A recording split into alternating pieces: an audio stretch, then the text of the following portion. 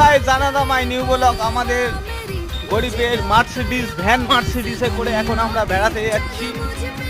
দেখতে পাচ্ছ ড্রাইভার ভাই, এই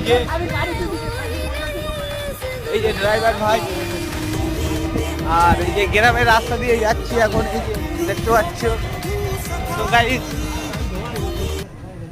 এ ভ্যান না তো অন্য কিছু, সে যেন প্লেনের স্পিডে যাচ্ছে, সেই ভ্যান, সেই মার্সিডিজ। তো গাইজ, তোমাদের এই মার্সিডিজ ভ্যান যদি কারোর চড়ার ইচ্ছা হয় তো আমার সাথে যোগাযোগ করো।